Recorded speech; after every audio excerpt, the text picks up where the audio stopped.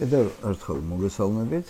ამჯერად გთავაზობთ 2024 წლის ეროვნული გამოცდის ფიზიკის ტესტის ამოცანას. კერძოდ ეს არის 36 ამოცანა, 5-ხუთქულიანი ამოცანა არის და პირობა ასეთია, შეუსაბამით ციფრებით დანომრილ ფიზიკურ სიდიდეებს, აქ არის ფიზიკური სიდიდეები, 6 წელი ფიზიკური სიდიდეა, შესაბამისი ერთეულები და შემდეგ ცხრილი უნდა შეავსოთ. ნუ შესაბამისობა ესეთი არის, რომ ავიღოთ ხო, ძალიან საკმაოდ მარტივად შეგვიძლია ამის გაკეთება. ესე იგი, ელექტრომამოძრავებელი ძალა იგივე არის ვოლტი, G. ძაბვაც ვოლტია, ესე იგი G შესაბამება 1/6. ძალა არის ნიუტონი, რა თქმა უნდა, სადაა ნიუტონი, აი აგერა ნიუტონი, ძალა.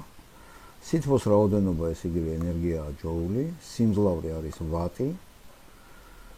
ხახუნის კოეფიციენტს უბრალოდ არ აქვს.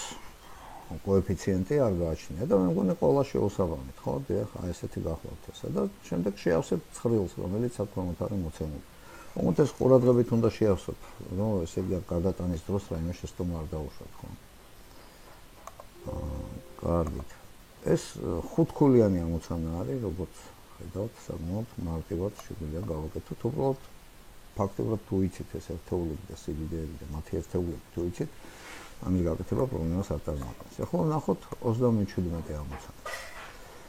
37 ამოცანაში ფორმულები დაგჭირდება, რაღაც კონდენსატორთან დაკავშირებული და ელექტროტელადობასთან და ენერგიასთან დაკავშირებული, როგორც აქ-ერთი შეხედვით ჩანს. ესე იგი, ბრტყელი კონდენსატორი დამუხტეს და გამორთეს დენის წყალიდან. ესე იგი, დამუხტეს ეს კონდენსატორი და მერე გამორთეს. ანუ ამ კონდენსატორში მუხტი უკვე აღარ იცვლება რა, დამუხტეს, მოჩა მოდივი მუხტი დარჩა. შემდეგ, ამის შემდეგ ფირფიტებს შორის მანძილი ორჯერ შეამცირეს, დაუახლოვეს ეს ფირფიტები ერთმანეთს, ანუ D შეამცირეს ორჯერ, ესე იგი, მანძილი ამათ შორის გაყვეს ორზე, D. ფირფიტებს შორის არის ჰაერი.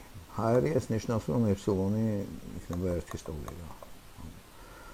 შეუსაბამით დაახლოებით 1 იქნება. ციფრები დანომრილ ფიზიკურ სიდიდეებს ასობით დანომრილი შეძლო ცვლილებები. პასუხის ფურცელზე ცხრილის სათანადო ჯგუფში დასვით ნიშანი, X-ის ნიშანი უნდა დასვათ ეს უკვე ცხრილში. მოდით ახლა ჩვენ აი აქ ნახოთ სად რომელს რა მოუვა. ხო, პირველი არის კონდენსატორის ტევადობა C. კონდენსატორის ტევადობა გამოითვლება ესეთნაირად, ხო, ეს ვინაიდან ეფსილონი 1 სტოლია, ეფსილონ 0, ელექტრული მუდმივი არის ესა, S-ი, ამ ფირფიტების ფართობი შეფარდებული ამ ფირფიტებს შორის მანძილზე, დისტანციაზე.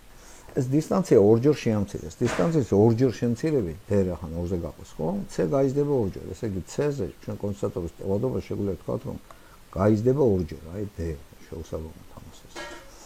და შემდეგ Q, როგორც თქვით, Q თავიდანვე თქვით, რომ კონდენსატორის მუხტი არ შეიცვლება, იმიტომ გამორთეს იმიდან.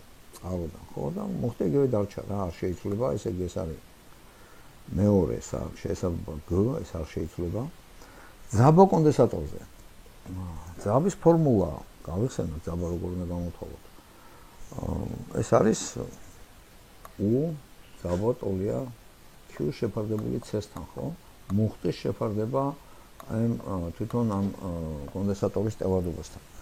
ვინაიდან ახლა კონდენსატორის ტევადობა, როგორც თქვით, გაიზარდა ორჯერ, ნიშნელი გავზარდეთ ორჯერ. Q არ შეცვლება, Q იგივე დარჩა. C ორჯერ გაიზარდა. ესე იგი, რიცხვი არ შეიცვალა, ნიშნული ორჯერ გაიზარდა, ნიშნავს, რომ ეს წილადი შემცირდა, არა, ორჯერ შემცირდა. ანუ ძაბოზე დავწერთ, რომ შემცირდება ორჯერ. ძაბო კონდენსატორზე შემცირდება ორჯერ. D არის აქ პასუხი, B. ბო შეუსაბამოთ. ველის დაძაბულობა კონდენსატორში. დაძაბულობას რა მოუვა? დაძაბულობა E. ასეთი ფორმულით გამოსახოთ. ძაბვა შეფარდებული D-სთან ფირფიტებს შორის მანძილზე, ხო? ეს იქნება დაძაბულობა. U ხო უდრის D-ს, ანუ E უდრის U შეფარდებული D-სთან. ხო. აქ ახლა როგორ არის, რომ ძაბვაზე ვიცით, რომ ორჯერ შემცირდა, ხო? ძაბვა კონდენსატორზე შემცირდა ორჯერ. მანძილის D-ც ორჯერ შემცირდა. მრიცხვლის და ნიშნობის ორჯერ შევამცირეთ. ხო, ეს ნიშნავს, რომ შევკოცეთ რა ფაქტობრივად წილადი და იგივე დარჩა. ხო, არ შეიცვლა. ესე იგი, E არ შეიცვლება, დაძაბულობა, ველის დაძაბულობა კონდენსატორში არ შეიცვლება. ესეც აქაც G არის, მოყოლეთ აი აქ არ შეიცვლება ეს. შემდეგ მოდის კონდენსატორის ენერგია. ნუ კონდენსატორის ენერგია ასეთი აღნიშნება და რამოდენიმე ფორმულა არის. ერთ-ერთი შეგვიძლია ვისარგებლოთ Q შეფარდებული 2-თან. შეგვიძლია ამით ვისარგებლოთ ან CU კვადრატ ნახევარი, CU კვადრატ ნახევარი.